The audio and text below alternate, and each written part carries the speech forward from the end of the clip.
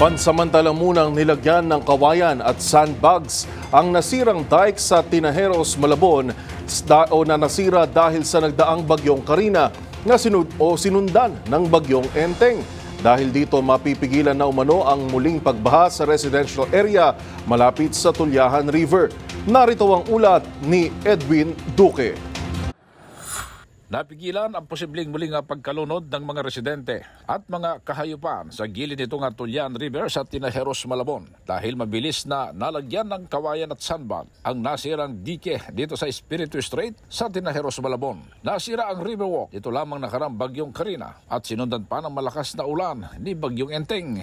2 pamilya kabilang na ang bahay nitong si Tatay Bernard Del Almaro ang inanod at maswerte namang agad na ilikas ang kanyang pamilya. Ipinag-utos kahapon ni Mayor Jenny Sandoval sa City Engineering Office na bilisan ang paglalagay ng kawayan at sandbag upang di na ito maulit at makapaminsala pa.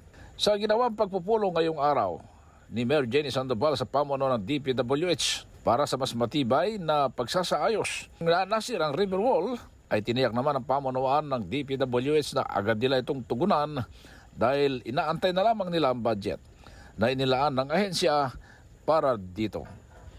Sa ngayon ay patuloy pa rin yung malalakas na pagulan at may mga binaha pa rin lugar, especially sa Governor Pascual Avenue.